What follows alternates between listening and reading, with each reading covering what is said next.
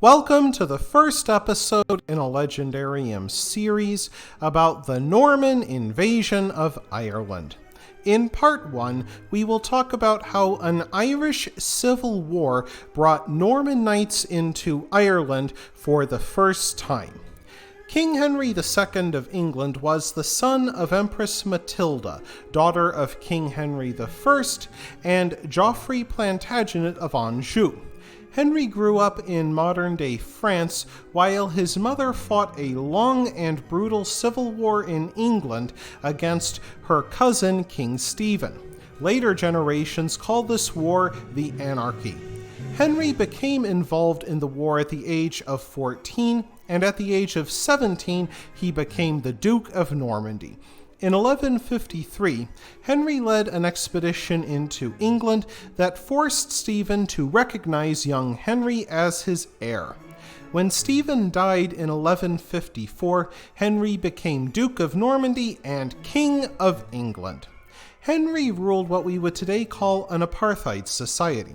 His fellow Normans dominated both the church and the landed estates in England, while the native English toiled in anonymity, a legacy of the Norman Conquest of England in 1066, and during Henry's reign, the Normans would also conquer part of Ireland.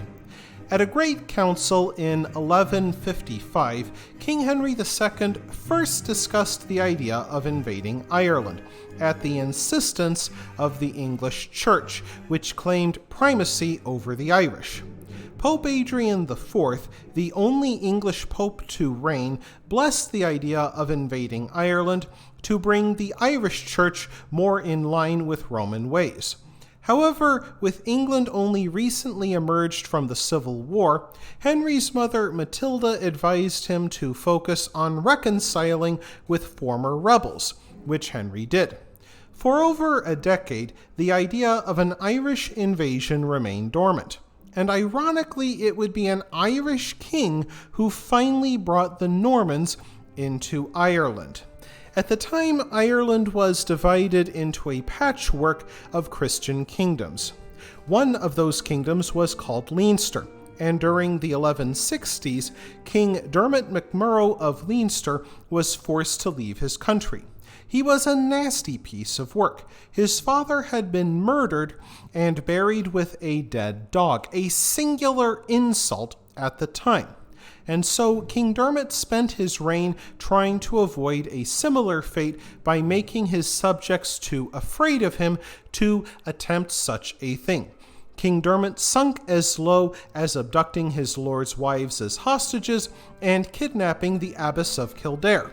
Despite this cruelty, or perhaps because of it, the men of Leinster ran Dermot out of the country. Seeking help in his bid to regain Leinster, Dermot traveled to the Welsh border of western England, ruled by Norman strongmen called the Marcher Lords. These fearsome warlords ruled with little interference from King Henry II. They held their own courts, waged war as they pleased, and bowed to no man.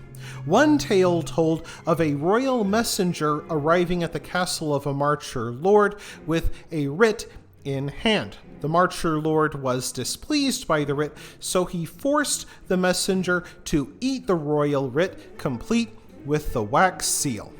King Dermot found an eager audience among such men. He promised them land, gold, horses, and silver for their service and support. He found many eager recruits.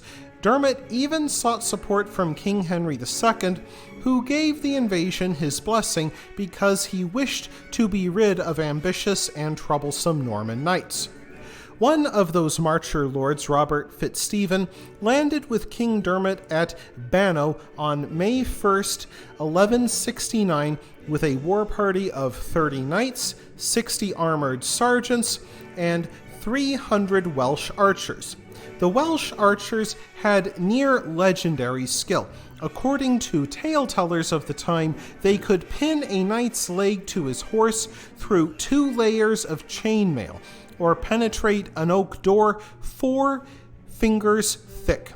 The Welsh were also joined by Richard de Clare, also called Strongbow.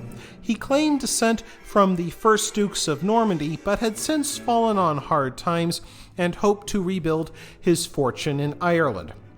The Irish were caught unprepared, and MacMurrough's Norman mercenaries easily took the town of Wexford. Yet as they went further into the Irish countryside, the Normans struggled through densely forested and trackless terrain. They also faced Norse Gaelic mercenaries called Gallowglasses, who fought with two-handed swords that could weigh 8 pounds each. Irish kerns flung javelins from behind trees, creating havoc for the Norman war parties. Nonetheless, word of their early successes made it back to England, and more Norman knights hurried to Ireland, hoping to win glory and riches. Among them were Raymond the Fat, who led his own war party into the island.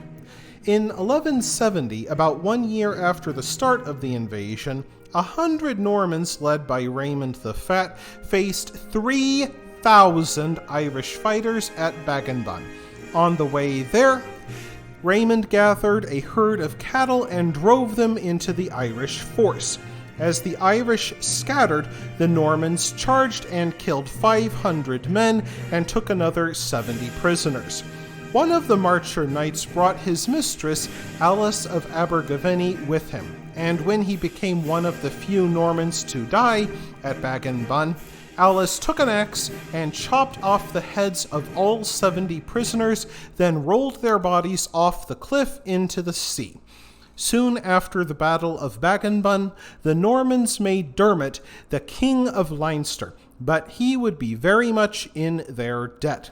It is not for nothing that an old Irish rhyme laments, "By the creek of Baginbun, Ireland was lost and won." That wraps things up for this episode of the Legendarium. I hope you enjoyed it.